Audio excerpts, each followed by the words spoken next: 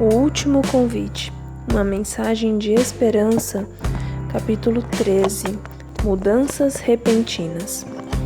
Apocalipse 13 resgata várias imagens extraídas diretamente de Daniel capítulo 7, inclusive a perseguição de Roma ao povo de Deus no passado, como vimos nos capítulos anteriores.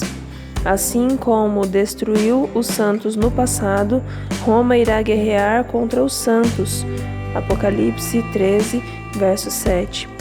O mesmo verso que retrata essa perseguição, em Daniel capítulo 7, verso 25, também fala sobre a tentativa de Roma de mudar a lei.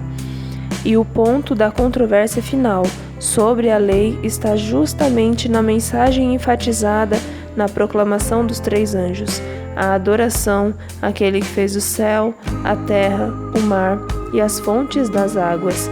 Apocalipse 14, verso 7. Ou seja, o 4º mandamento. A questão se torna mais clara porque logo após advertir contra a falsa adoração, a mensagem do 3º anjo retrata o povo de Deus da seguinte forma: aqui está a perseverança dos santos, os que guardam os mandamentos de Deus e a fé em Jesus. Apocalipse 14, verso 12.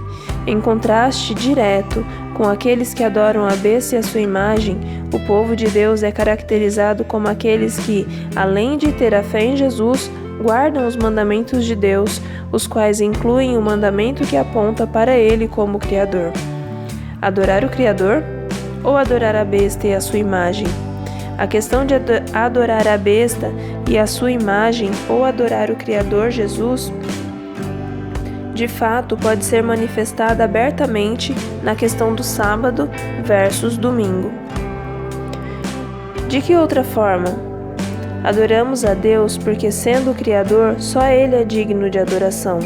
Não há um símbolo mais elementar de Deus como Criador do que o sábado, o 7º dia, abençoado e santificado na própria criação. Logo, um poder humano tentar mudar e usurpar o sinal mais básico, o 7º dia, o sábado, da doutrina mais básica, a criação, é o mesmo que tentar usurpar a autoridade do Senhor como Criador. É uma clara tentativa do ser humano de se colocar no lugar que pertence unicamente a Deus. Qual é a importância de adorar o Criador no cristianismo? É de importância tão fundamental que Deus ordena que 1/7 de nossa vida semanalmente seja dedicado para nos lembrar desse fato, como já vimos. É por isso que a controvérsia acerca da adoração, adorar a besta e a sua imagem, o poder que tentou mudar o sábado ou adorar o Criador, não poderia girar em torno de outra coisa além do dia que Deus estabeleceu como memorial a Ele como Criador. Tudo isso contrasta com o dia que o poder humano instituiu em seu lugar. Perseguir e matar pessoas por causa do 7º dia? Isso poderá mesmo acontecer? Bem, já aconteceu. Os próprios evangelhos nos apresentam essa realidade. Aqueles que promoviam a tradição humana queriam matar por causa do 7º dia. A lei e a tradição. Em João 9, Jesus curou um cego de nascença no sábado, talvez seu maior milagre até então. Desde que o mundo existe, jamais se ouviu que alguém tenha aberto os olhos a um cego de nascença. João capítulo 9, versículo 32. Como as autoridades religiosas reagiram? Acusaram Jesus de transgredir o sábado, dizendo: esse homem não é de Deus, porque não guarda o sábado. Estava começando um conflito entre a tradição humana e a lei de Deus. Nada na Bíblia proíbe de curar no sábado, assim como nada na Bíblia institui o domingo como dia santo. Tendo Jesus saído dali, entrou na sinagoga deles. Achava-se ali um homem que tinha uma das mãos ressequida. Então, a fim de o acusar, perguntaram a Jesus: é lícito curar no sábado? Ao que lhes respondeu: quem de vocês será o homem que, tendo uma ovelha, e num sábado essa cair numa cova, não fará todo esforço para tirá-la dali? Ora, quanto mais vale um homem do que uma ovelha? Logo, é lícito nos sábados fazer o bem. Então Jesus disse ao homem: estenda a mão. O homem estendeu a mão e ela foi restaurada e ficou sã como a outra. Mateus capítulo 12, versículos 9 a 13. Como os líderes religiosos reagiram a essa expressão extraordinária do poder divino? Mas os fariseus, saindo dali, conspiraram contra ele, procurando ver como o matariam. Matar Jesus? Morte por causa do sétimo dia? Em João 5:1 a 16, após outra cura milagrosa no sábado, os líderes religiosos perseguiram Jesus e procuravam matá-lo porque fazia essas coisas no sábado. Procurar matar por causa do sábado? Morte por causa de uma tradição humana versus o sétimo dia? Exatamente. Embora a questão específica não seja a mesma que o mundo enfrentará nos dias finais, é uma situação próxima o suficiente.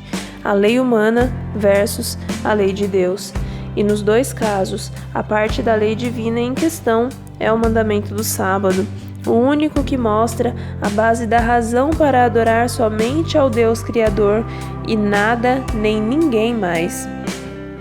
Logo, na vida de Jesus, podemos encontrar pistas do que enfrentarão aqueles que guardam os mandamentos de Deus e a fé em Jesus. A tradição humana em conflito com a lei de Deus. De que modo essa ideia da marca da besta centrada na contrafação do sábado bíblico, o sétimo dia da semana, pelo estabelecimento da tradição humana, o primeiro dia, se harmoniza com a advertência acerca do poder do tempo do fim, que a todos, os pequenos e os grandes, os ricos e os pobres, os livres e os escravos, faz com que lhe seja dada certa marca na mão direita ou na testa, para que ninguém possa comprar ou vender, senão aquele que tem a marca, o nome da besta ou o número do seu nome? Apocalipse capítulo 13, versos 16 a 17. Ao longo dos séculos, muita especulação surgiu acerca do que significa a marca na mão direita ou na testa. Seguindo, porém, o princípio de que o Antigo Testamento detém a chave para a interpretação do Apocalipse, podemos encontrar alguns indícios de que o que o Apocalipse quer dizer aqui. Antes de os filhos de Israel entrarem na terra prometida, Moisés os advertiu diversas vezes contra a falsa adoração e os relembrou dos mandamentos de Deus, ou seja, sua lei. Então declarou: ponham essas minhas palavras no seu coração e na sua alma, amarrem-nas como sinal na mão, para que sejam por frontal entre os olhos. Deuteronômio capítulo 11, verso 18.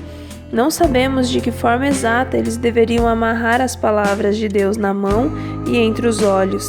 A prática moderna de usar tefilins enrolados, comum entre os judeus religiosos, é uma interpretação. Mas eles deviam guardar essas palavras, a lei de Deus, no seu coração e na alma. Essa adesão fiel à lei de Deus deveria se manifestar pelas palavras colocadas na mão, que simbolizavam os feitos e as ações, e na cabeça, que representavam o conhecimento da lei de Deus. Desse modo, a marca na mão direita ou na testa, recebida pelos seguidores da besta, representam a fidelidade de seus seguidores à contrafação dos mandamentos divinos, especialmente a mudança daquele que identifica o Deus Criador. Esse fato distingue os que adoram a besta e a sua imagem daqueles que guardam os mandamentos de Deus e a fé em Jesus. Apocalipse 14, versículo 12. Precisa ficar claro, porém, que a marca entrará em vigor somente quando essas questões acontecerem nos últimos dias. Por isso, as pessoas que guardam o domingo hoje não estão com a marca da besta. Finalmente, uma pergunta: como algo assim pode acontecer? A resposta é: nós não sabemos. Embora o Apocalipse nos diga o que vai ocorrer, não explica como. Se, porém, a pandemia da Covid-19 nos ensinou alguma coisa, é que o nosso mundo, o planeta inteiro, pode mudar de forma drástica, rápida e perigosa. Se, no início de 2019, as pessoas fossem informadas de tudo o que passaríamos, isolamento social, restrições de locomoção, quarentena, uso de máscara, a maioria não acreditaria. Após a Covid-19, precisamos estar cientes de que qualquer coisa, até mesmo as mais inesperadas, podem acontecer, inclusive, conforme adverte o terceiro anjo, a marca da besta.